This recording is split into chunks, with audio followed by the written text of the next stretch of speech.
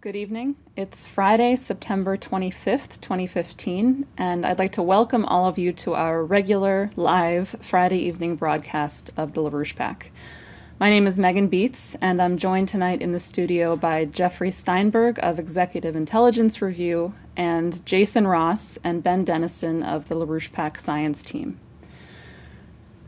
Monday of this week marked the official start of the United Nations General Assembly meeting in New York City, where much of the leadership of the world has convened for the next 2 weeks in the midst of a very precarious and also a very dangerous and rapidly transforming global strategic situation.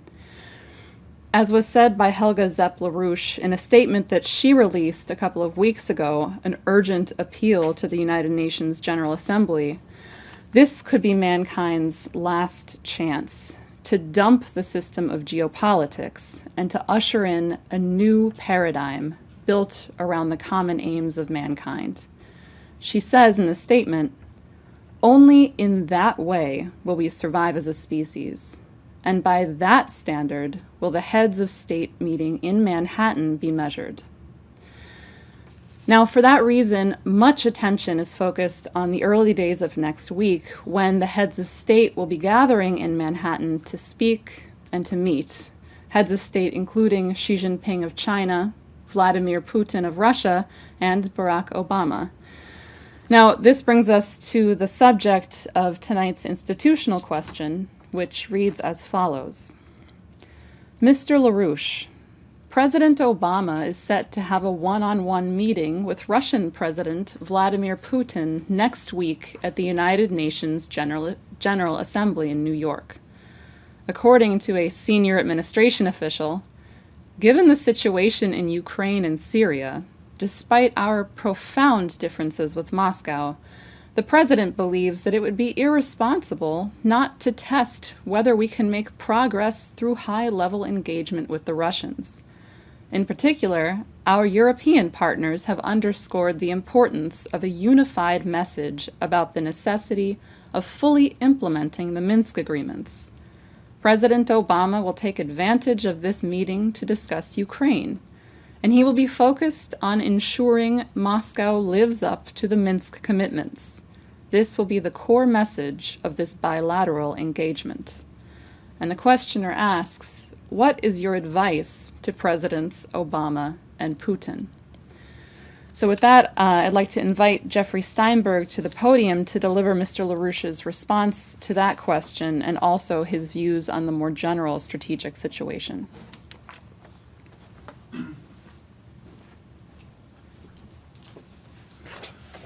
Thanks, Megan. We had a lengthy discussion this afternoon with Mr. LaRouche, and we discussed this. And for the sake of precision, I want to briefly read you the pretty much exact comments that Mr. LaRouche made, and then I'll give some elaboration and set some context for what he had to say. He said, "Putin will handle the meeting with Obama fine. Let Obama get stuck. After nearly 2 terms, it is clear you cannot deal with him. You can only denounce him. He is no good and never was. Only half-wits support him. Look at what he is. His stepfather was the prototype. In essence, he is a nasty. Putin is fine. Obama is dangerous after his stepfather." Now, I think it's important to realize that the statement that was included in the institutional question from a White House senior spokesperson is typical of what you get from Washington, D.C. today.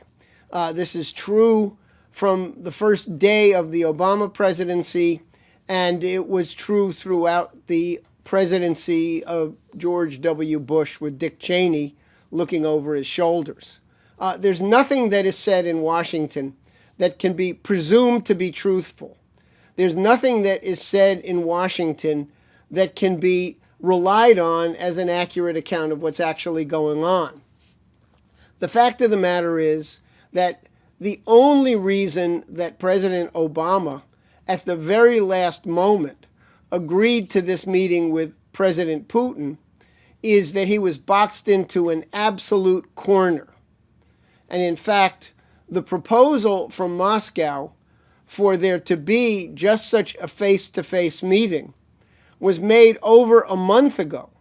And it took the White House just until the last 24 hours to make the decision that they could not weasel their way out of this face-to-face meeting. So when you get this highfalutin language about it would be irresponsible not to sit down with Russia despite these tremendous differences. And the attempt on the part of Obama to turn the entire issue of the discussion around the situation in Ukraine and to completely ignore what the Russians have done in Syria and the opportunities that represents for actually defeating the Islamic State and these other Salafist jihadis is sheer folly. Mr. LaRouche's view is that if President Obama attempts to turn the discussion in that private meeting around Ukraine, his simple advice to Mr. Putin is to just say to Obama, Mr. President, you made the decision beginning in November of 2013 to support an outright neo-Nazi coup against a legitimately elected government because that government refused to sign on to a rotten deal that would have wrecked Ukraine and would have led to the kind of crisis between Ukraine and Russia that we're seeing right now. And in fact, that's the simple truth of the matter. President Obama is committed to the idea of war with Russia. That commitment has been there from literally the very beginning of the Obama presidency. And in November of 2011, when there was a decision made between President Obama, British Prime Minister David Cameron, and then French President Sarkozy to summarily execute Libyan leader Gaddafi, rather than capture him and put him on trial and go through the prolonged process with all that would have come out during the course of that trial. Mr. LaRouche said, this is vectored against Russia and China. Now, in the last days, just preceding the events now beginning to take place in New York City, the German national television network, ZDF, aired a news magazine, kind of their equivalent of 60 Minutes, which went through a detailed expose of the danger behind the fact that the United States is in the process of deploying a new generation of tactical nuclear weapons into Western Europe. And in fact, the B-6112, this new generation, is in fact an intermediate range weapon, which is a clear violation of both the Non-Proliferation Treaty and the Intermediate Range Nuclear Force INF Treaty that was signed in 1988. These weapons, in fact, blur the lines of distinction between conventional and nuclear weapons. They are no longer simply deterrents against the old Cold War fears that the Soviet army would come rushing through the Fulda Gap and would basically occupy half of Western Europe before anybody could do anything about it. The situation right now is that these new generation weapons are far more accurate, will carry a much reduced payload, and can be fired from combat stealth fighters that will reach deep into Russian territory. The fact that the German national television network, a week before all of these UN events, chose to put a very prominent documentary expose of the danger behind this Obama policy decision is indicative of the fact that it's not that there's unity between the U.S. and our European allies over the situation in Ukraine. There's been a decisive break led by Germany, now also including France, because they've come to the realization that Obama is a dangerous lunatic when it comes to Russia and is jeopardizing the real possibility of a nuclear war on European soil. So the Europeans have broken with Obama in a very demonstrable way. Germany, then France, then other European countries have also come out fully supportive of the Russian military deployments into Syria and have called for a much broader diplomatic initiative that does not exclude Russia, that does not exclude Assad in Syria, and does not exclude Iran. So the idea that there's unity within the Western nations is an absolute fraud. Obama has created the conditions where Europe, in many critical areas of security, is breaking with the United States and is moving, at least by natural impulse, towards seeking out cooperation and an alliance with Russia. So remember, when Russian President Putin, a month ago, began the deployment of significant military equipment into Syria, this was a strategic game changer. The United States was in the advanced stages of reaching a rotten deal with Turkey and Saudi Arabia and Qatar and Kuwait to establish a no-fly zone in the northern part of Syria that was to ostensibly be a safe haven against ISIS, but was in fact to be a zone where the jihadists could operate freely because the Syrian Air Force was completely denied access to that. Now you've got 2 squadrons of Russian advanced MiG fighter planes at a base just south of Latakia in northern Syria on the Mediterranean coast. This week, several thousand Russian engineers arrived in the port of Tartus to expand and modernize that port to be able to receive larger Russian battleships and supply ships. So the game has been dramatically changed in the Middle East, and it was not on the basis of President Putin seeking out a compromise with President Obama.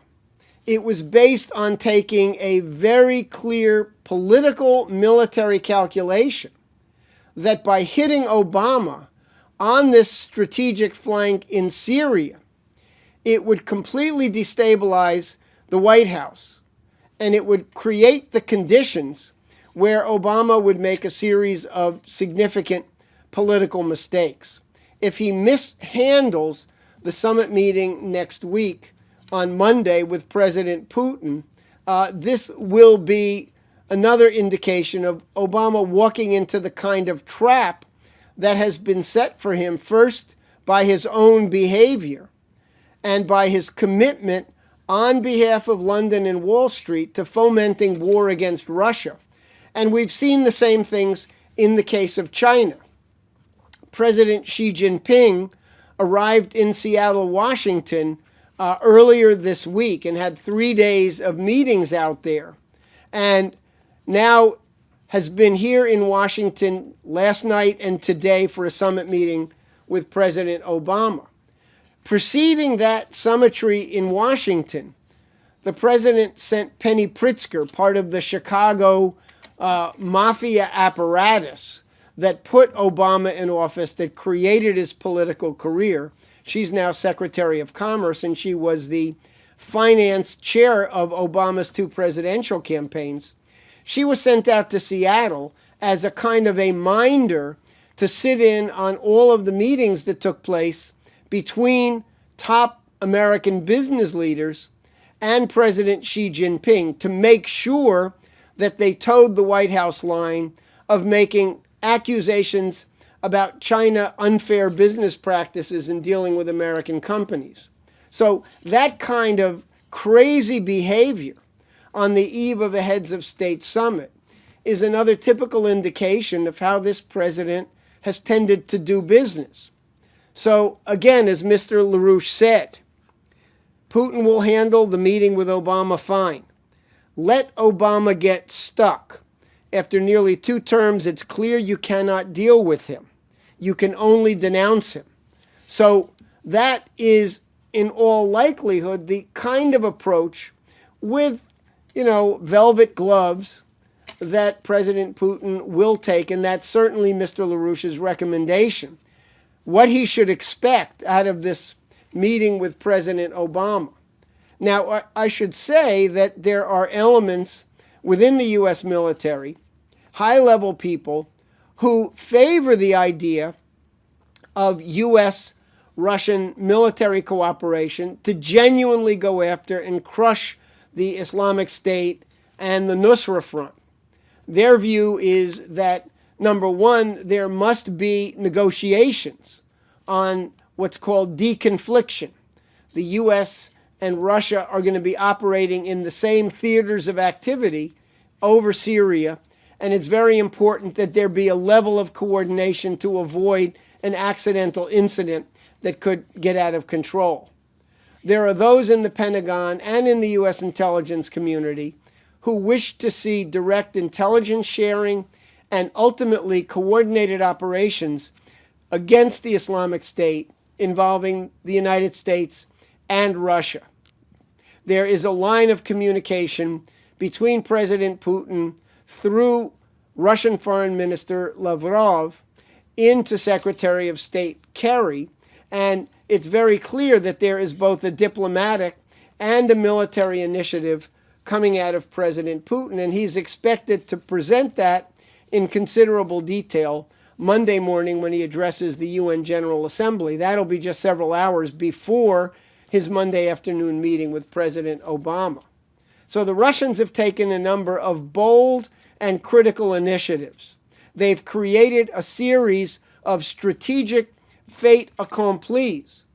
That's why President Obama authorized Defense Secretary Ash Carter to engage in phone discussion with Russian Defense Minister Shoigu last Friday.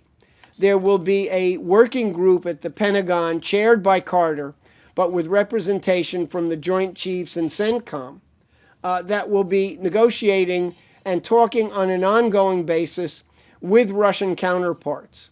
This didn't come from negotiating and compromising with Obama.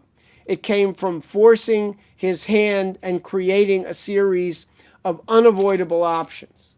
So Obama is shaken. He's furious at what's happened around the Syria situation. He's furious that the efforts to create a blockade of Russian air links into Syria failed miserably. They couldn't even get Iraq to go along with banning Russian overflights over Iraqi airspace. So the corridor from Russia through Iran and Iraq into Syria has been wide open, and that's the basis on which the Russians have carried out a very rapid and very significant military buildup inside Syria. So that's the backdrop to what's going to be happening in New York beginning this weekend and extending into next week. Now, I think that there's an overarching message that my colleagues will be addressing throughout the duration of this webcast, but I just want to put it clearly on the table right now, which is that there has been so much compromise, so much, quote, practical decisions that have been made over such a long time. This long predates Obama, long predates Bush Cheney, really goes back decades, that the kinds of compromises on core principle have an erosive effect that is a grave danger. In fact, it's the single gravest danger to the survival of mankind, that there is a willingness to make compromises on fundamental issues of scientific truth. We've seen that with the Pope's compromise in the encyclical that gave ground to outright British genocidalists on this concept of global warming and climate change. So these kinds of compromises, which are considered to be in good taste or to be expected of honorable gentlemen and women, is a flaw, a deep pragmatic flaw that right now has created the conditions for the crisis that the world is facing. So in the case of the Putin-Obama meeting coming up on Monday, no compromise, truth. And on that basis, we can get through this crisis and avoid the kind of thermonuclear war that President Obama is toying around with.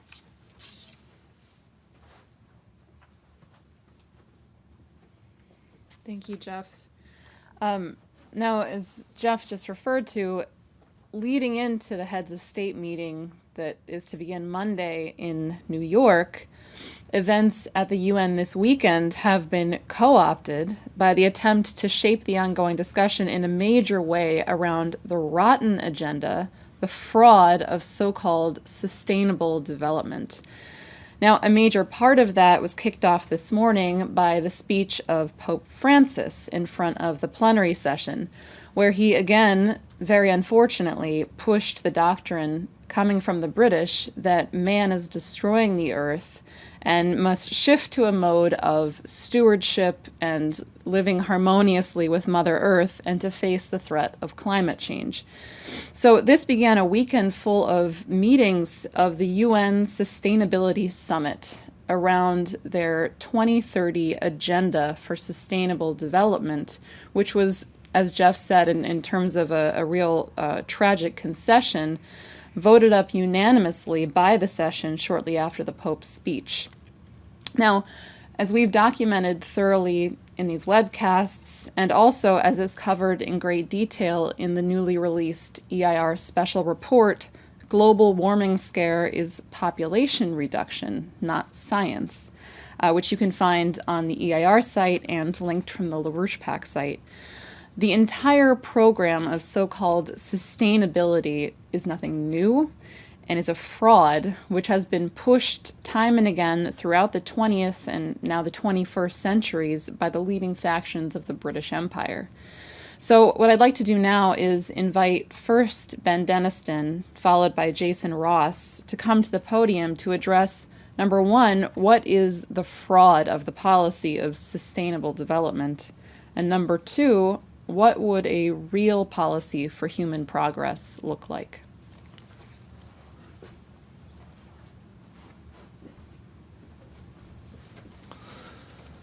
Thanks, Megan. I think I just want to start by referring to Mr. LaRouche's very clear and concise assessment of the situation around the Pope. You know, he's, I think, put this question in some terms that have important precision. You know, the question we have is what convinced this Pope of all people to go along with this policy, which is a genocide program? And we may not know every aspect of why he is going along with this for his personal motivations. I think Mr. LaRouche has made that clear a number of times, including in a discussion last night, his so-called fireside chat discussion, which is available on the LaRouche PAC website, but he's made that point a number of times. And we may not know all of the motivation behind the Pope himself, but the facts are what they are, and we know that he's going along with the policy, which is a genocide policy. And we know exactly what forces have moved in on this Pope and what their characteristics are.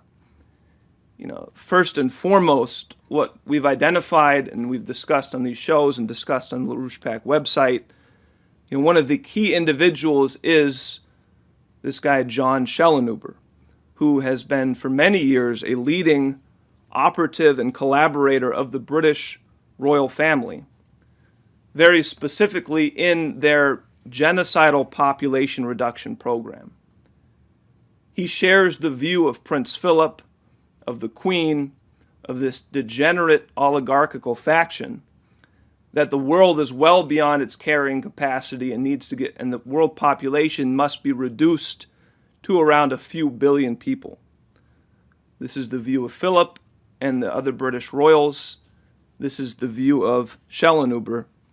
He's the one who's become a key advisor to the Pope on these environmental issues, on the so-called climate issue, including playing a leading role in this encyclical that the Pope released a couple months back. Now, you know, just to make this clear and put this on the table, just look at this guy's profile. You know, in 2004, Schellenhuber was deployed together with Tony Blair's top science advisor at the time, Sir David King, together to go over to the United States to try and strong-arm the Bush administration to going along with this climate change fraud policy. And apparently they were so egregious in their attempt to strong-arm the Bush administration issued a formal complaint to Tony Blair complaining about the trip of Schellenhuber and the way he acted on it. It was later that same year that Schellenhuber was named an official honorary commander of the Most Excellent Order of the British Empire by Queen Elizabeth. And it's been said that he very much is offended if you do not call him by his official title given by the British royals. In 2005, he worked with Tony Blair to organize a conference for the G8 summit in Scotland at the time on the issue of this climate change fraud. Schellenhuber edited the proceedings of that conference, and the introduction to the whole thing was written by Tony Blair. Since then, he became the key advisor to Angela Merkel in Germany, presiding over the really dismantling of the German economy with their nuclear exit program, their insane carbon reduction policy, and their suicidal green energy program. 2009, in the build-up to the Copenhagen Climate Summit, Schellenhuber worked closely with Prince Charles to try and build support for this summit, including making another trip to the United States to meet with then Obama as the president to make sure the Obama administration was in line with this whole program. So, he's got a clear, very high-level track record of trying to recruit and strong-arm leading officials to go along with this population reduction program of the British. Now, he is the guy who's moved in on the Pope, bringing this entire program into the Vatican. And as Megan referenced just earlier today, in his address to the United Nations, the Pope clearly asked for support from the world population, from the leaders represented there at the UN summit, to support the upcoming climate summit in Paris this December, where they're trying to get nations to agree to really a suicidal commitment to reduce carbon emissions in the name of this fraud of a so-called climate change scare. This is a killer policy, but the point is that's the intention. This is being pushed by these radical depopulation fanatics. They don't care about the facts. They don't care about the climate. They don't care about the reality of the science between CO2 and the climate. Their objective is this population reduction program. I think it's what are the facts we actually know on CO2 and climate? Well, number one, there's been no warming of the Earth's temperature on average for the past nearly 20 years now, despite the fact we've been putting CO2 in the atmosphere at a faster rate than ever. So there's no evidence that the CO2 is highly sensitive or highly responsive to CO2, and there's no evidence to show that mankind is going to have some catastrophic effect. It's just getting ridiculous. There's been no increase in extreme weather, despite what you hear. There's no evidence that CO2 can be tied to any increase in sea level rise, according to the most accurate measurements we have available. And as an added irony to the whole thing, we know that the planet is actually getting greener because CO2 is a plant food. It's not a pollutant, despite the insane proclamation of the EPA. It's a vital component to the biosphere, and the higher levels of CO2 have actually led to a greener planet overall. But, the point is, these guys don't care about these facts. They don't care about the scientific arguments because they're starting from their program of a Malthusian population reduction policy, not any scientific argument. And Schellenhuber is a leading example of this. Now, Mr. LaRouche has also emphasized the importance of highlighting the role of another figure, another situation, expressing this exact same fight, which is Jerry Brown over in California, the governor of California, where yes, he's also pushing this insane idea for a murderous reduction in CO2 emissions. But that agenda is really no different than his water policy, or maybe better said, his no water policy. The facts are clear. The reality is clear. There's plenty of water for California. Jerry Brown doesn't want new water for California.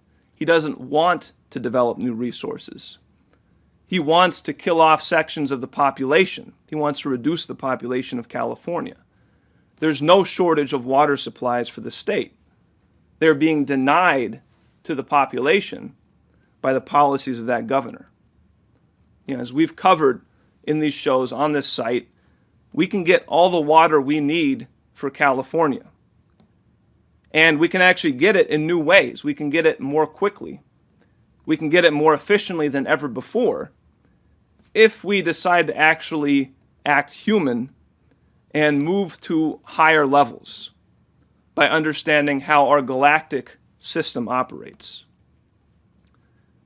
You can ask the question, how does specifically the atmospheric component of our Earth's water system operate? How does the atmospheric aspect of the Earth's water cycle operate? Well, you can't actually understand that unless you understand how the solar system as a whole is actually subsumed by the higher order system of the galaxy as a whole. If you understand that, if we understand that, and if we act on that, if we act on a galactic level, on a galactic principle, then we can manage the world's water supplies in a completely new way. We can bring water to where it's needed by managing the atmospheric characteristics of the water system in a way we haven't been able to do before. But people like Jerry Brown, they don't want that. It's not that that's not an option. It's not that we don't have that available.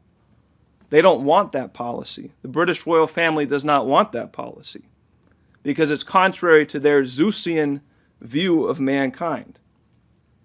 Because this shows us that mankind can go to qualitatively higher levels. We can create new resources. We're not limited by any finite amount of resources. We're limited by the boundaries of our knowledge at any given state. But what we can do as mankind is transcend to a higher state, go to a higher level of discovery, fundamentally transforming what the nature of the human species is in the universe. Just like this galactic perspective is a clear demonstration of that. And that's what these people hate. They want their green program.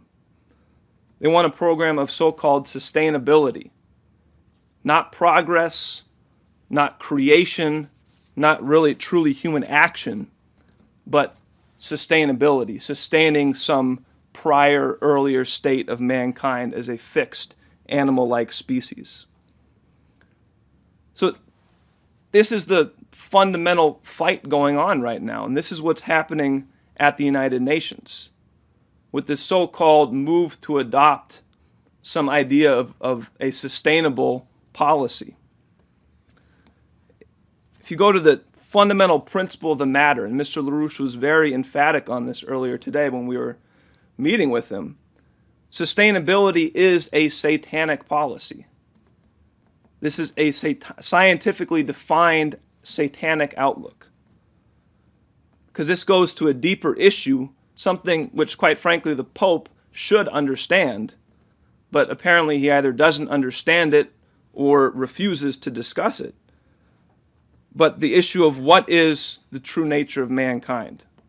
And as Mr. LaRouche said this very clearly earlier today, he said, sustainability is death. There is no such thing as sustainability. Without progress, mankind will cease to exist.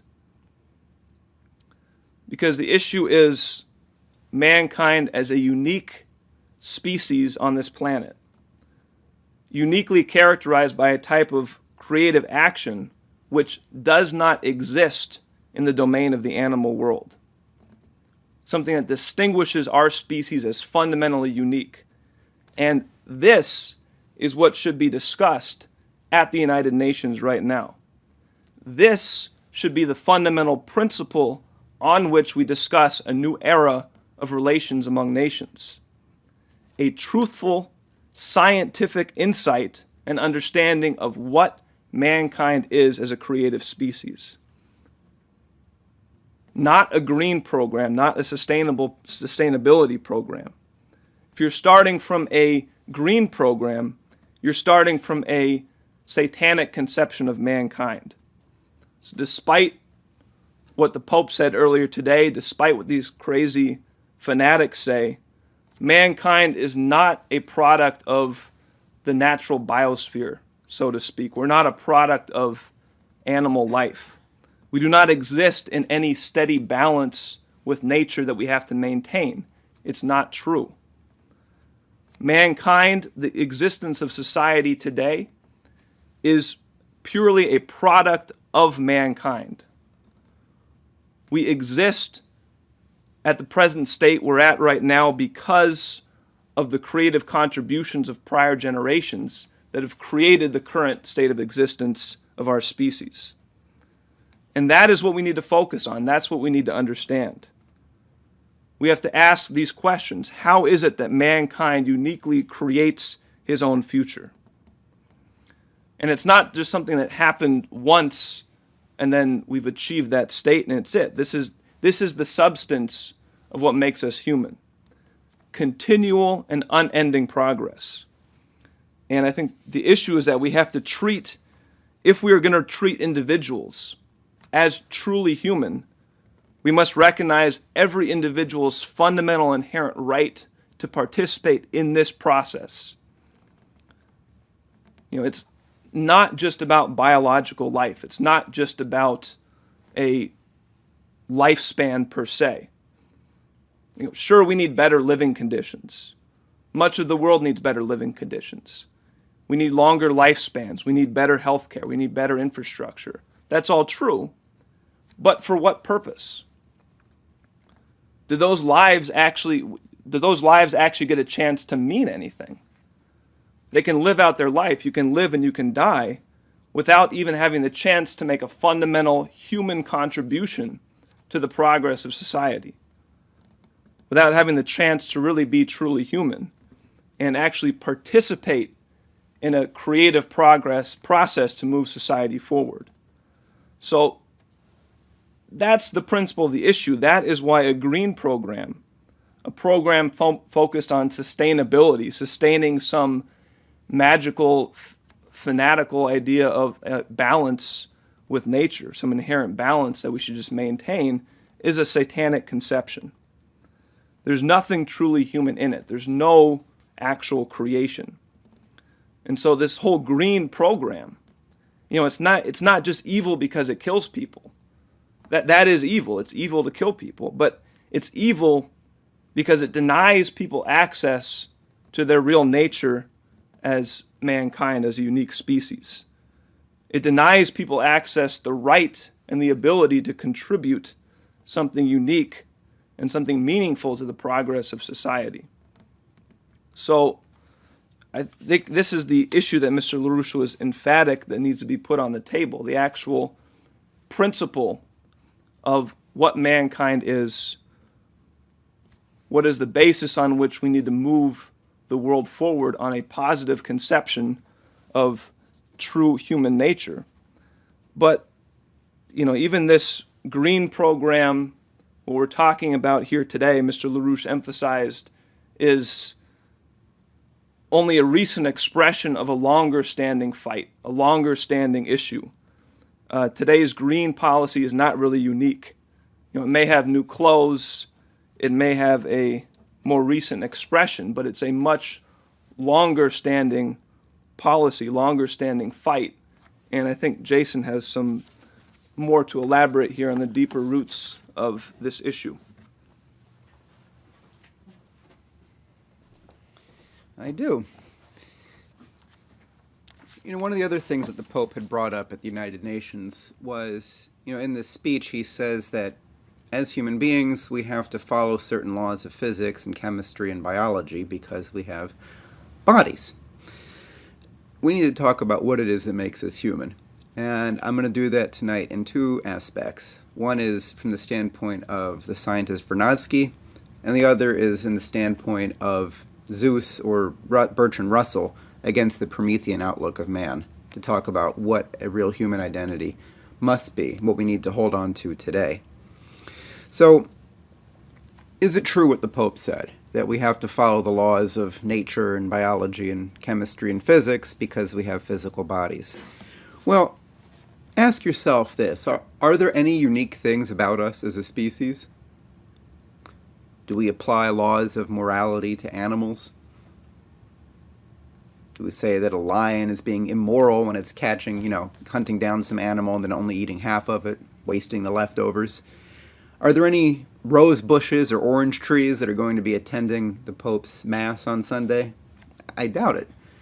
The difference between human beings and animals is an obvious thing to everybody, in the sense that it's not hard to tell, given if you see something in front of you, is this a human being or is it an animal?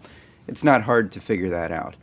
Just like in the study of biology or physics, it's not difficult to know whether something that you're seeing is part of a living process or not. Some people might say, well, viruses are an unusual case. So what does Vernadsky have to do with this? Vernadsky, the Russian-Ukrainian biogeochemist who regular viewers of our website will have heard about, I think a fair amount, he looked at life as a phenomenon. He looked at human life as a phenomenon. And rather than focusing on the actions of individual organisms the way a biologist would, his focus was more on life as a whole. The impact of life, the interrelationship between life and the non-living material around it, and the reshaping of the originally non-living material around life by the process of the biosphere over billions of years. As a result of this process, so we're going to compare life with non-life and then look at the human. Because imagine if somebody had said, well, life has to follow the laws of physics and chemistry. I mean, imagine if you had gone back to the dawning of life on Earth and said, wait a minute, life, you're going to destroy the planet. You're going to alter everything. You're going to reshape the soils. You're going to change the atmosphere. Why, look at all that pollution you're making. This happened in life. The initial life on this planet lived off of chemical energy, such as deep sea vents, things in the crust, that sort of thing, chemical energy. The breakthrough invention in life of photosynthesis, where the light of the sun became a fuel and power source for life, that was a tremendous transformation. Totally changed life's relationship to the rest of the planet. It also led to the production of a very dangerous chemical. Unlike carbon dioxide, which isn't going to hurt anything, oxygen is toxic. You might have said life was polluting the planet. And indeed, the kind of life had to change to be able to live in an environment that had oxygen. New kinds of metabolic pathways were developed that used oxygen as part of metabolism, like we do as animals. So there's been a dramatic change in life's presence on this planet. This is seen in the biogenic migration of atoms, of the flow of material from living organisms to the non-living, but almost undoubtedly shaped by life, surroundings. The flow back and forth between life and non-life. The development and growth of an increasing amount of biogeochemical energy. Vernadsky says that life increases its free energy. It colonizes the non-living. At this point, the whole crust of the Earth, down to a certain depth, the atmosphere, it's all been shaped by life. Vernadsky points to other differences. Take, for example, evolution. Now, evolution has a direction to it. I'd mentioned earlier the transition from chemical energy only to having photosynthesis, to developing higher forms of life, animals, warm-blooded animals, the process of cephalization, or meaning, moving towards the head, where in animal life, more and more of the senses, the neural system developed into the head. That's a process that took place over time, making it possible for there to be human beings. Life doesn't respond the way chemical elements do in other respects. Life treats isotopes differently than can be explained by chemical processes, physical processes. It treats left and right-handed isomers differently in a way that purely chemical processes don't. So there is plenty that distinguishes life from non-life. In the similar way, there is plenty that distinguishes human beings from life. Despite what you may have heard about, lawsuits about chimpanzees or other such animals having human rights, they're not human. And this used to be an obvious thing. Let me read a section now from Vernadsky. This is in his paper, Problems of Biogeochemistry 2, and it's available in a Vernadsky anthology that we put together. Vernadsky says, from the standpoint of the biosphere, the individual living organism is usually lost from view. In the first place comes the aggregate of organisms, living matter as a whole. In biogeochemistry, however, in some strictly defined cases, at times it is necessary to pay attention to the discrete organism, to its individuality. It is indispensable to do this in those cases where the activity of man appears as a geological factor, as we see happening now. And the individual personality sometimes becomes vividly apparent and is reflected in large-scale phenomena of a planetary character. The human personality changes, accelerates, and causes geological processes of enormous significance through its presence in the biosphere. With human beings, individuals actually matter on a planetary scale. No individual animal matters on a planetary scale. No individual plant matters on a planetary scale. No fungus, right? With human beings, it's different. How is that? He says, we are living in a brand new, bright geological epoch. Man, through his labor and his conscious relationship to life, is transforming the envelope of the Earth, the geological region of life, the biosphere. Man is shifting it into a new geological state. Through his labor and his consciousness, the biosphere is in a process of transition to the noosphere, from the root noesis, or thinking. Man is creating new biogeochemical processes which never existed before. The biogeochemical history of the chemical elements, a planetary phenomenon, is drastically changing. Enormous masses of new free metals and their alloys are being created on Earth. For example, ones which never existed here before, such as aluminum, magnesium, and calcium. You won't find any pure aluminum, magnesium, or calcium in the Earth, except for what we've made. He says plant and animal life are being changed and disturbed in the most drastic manner. New species and breeds are being created. The face of the Earth is changing profoundly. The stage of the noosphere is being created. Within the Earth's biosphere, an intense blossoming is in process, the further history of which will be grandiose, it seems.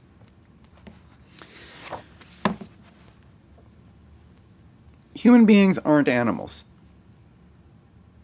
By our behavior, by looking at human existence over time as a phenomenon, just looking at it as a scientist, looking at it, as something that occurred, we do things that animals have never done and never will. We transform biogeochemical processes. We create new states of existence in the universe, on the Earth. We make new things happen that would not have happened by any means that was purely biological, physical, or chemical. We create. Now, this is a way of understanding the idea of human beings as made in the image of God, for example. I mean, the distinction between human beings and the animals, it used to be, this wasn't really much of a question. Religions that look to Genesis and the notion that human beings are made in the image of God, that's a clear distinction. Squirrels are not said to be so made. We see it in the indications that Vernadsky gives of the kinds of transformations we've made.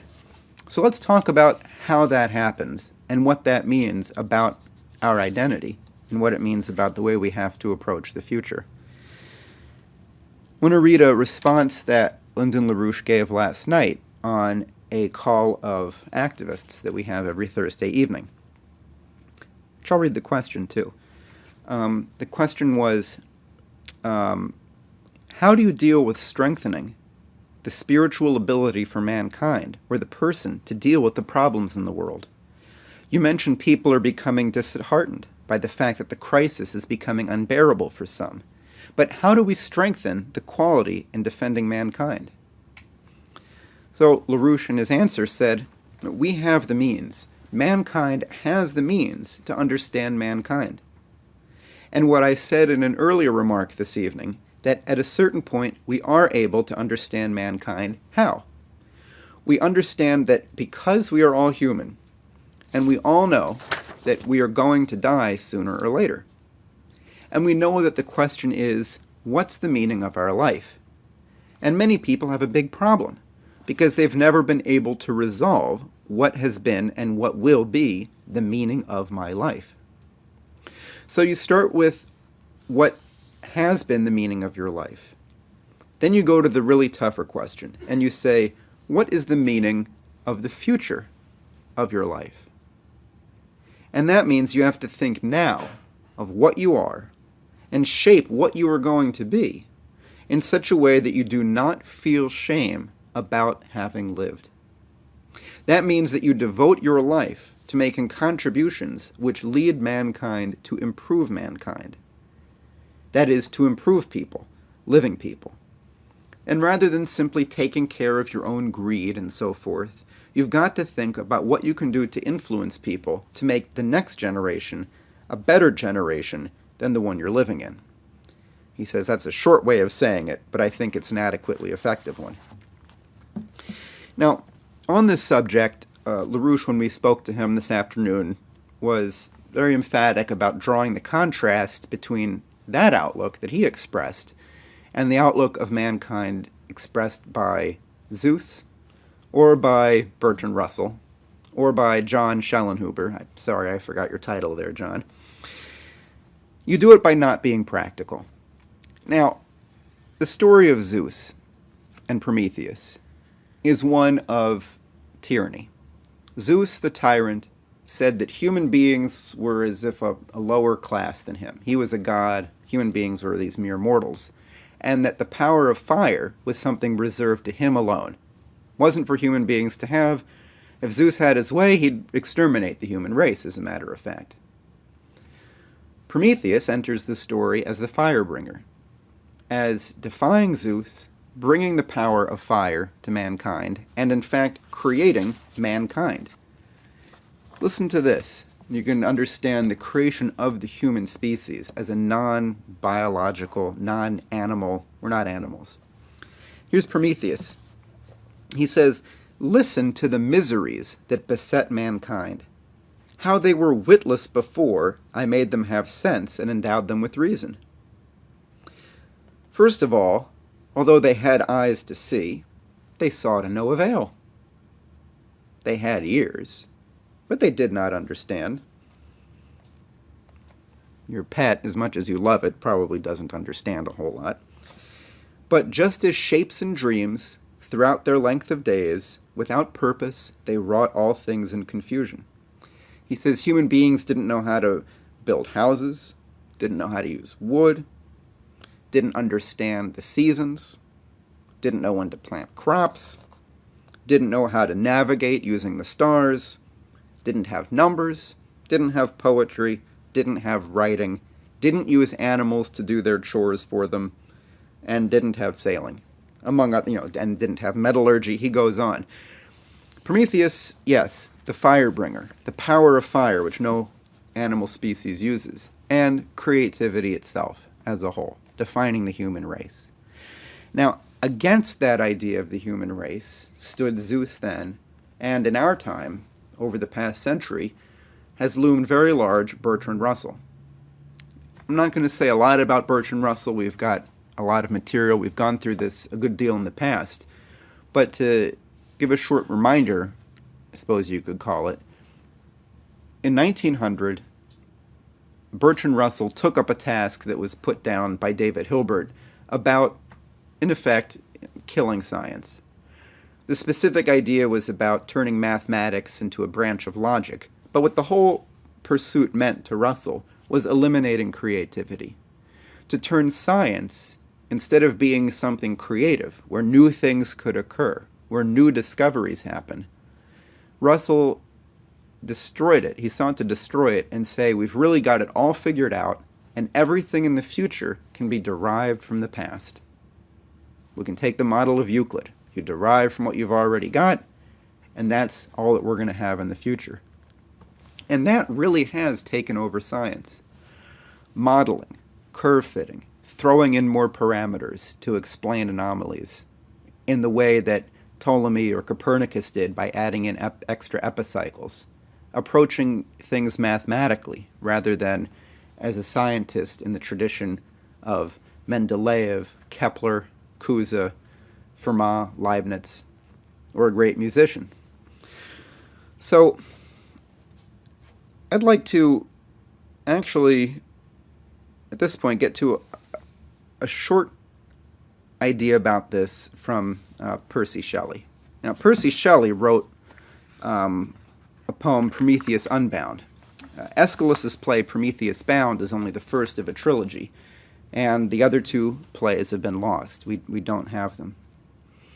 But let me read an epilogue to Shelley's play Prometheus Unbound.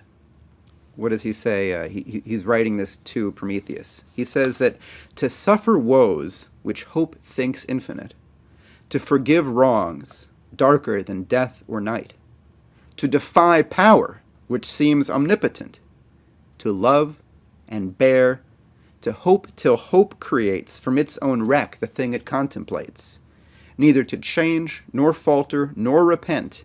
This, like thy glory, Titan, is to be good, great and joyous, beautiful and free.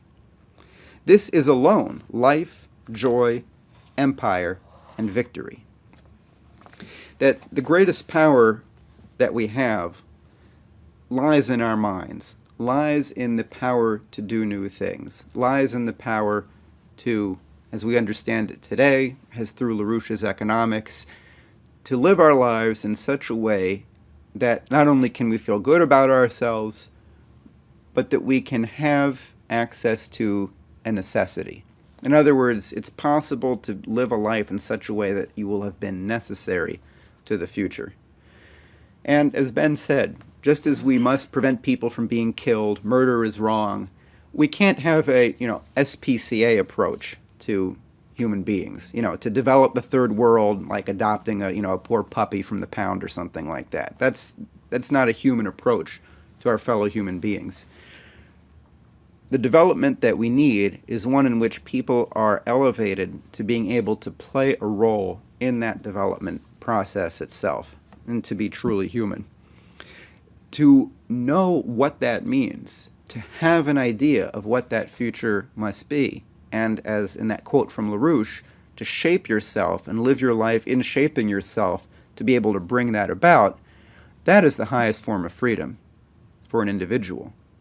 And by bringing that to society as a whole, we can achieve the true highest sort of freedom, which is not only a freedom from want, oppression, tyranny, but it's a freedom to express intelligence, a freedom to know. It's a very developed sense of freedom, the highest sense of freedom. And to make that something that people are able to participate in is truly the highest work for us today.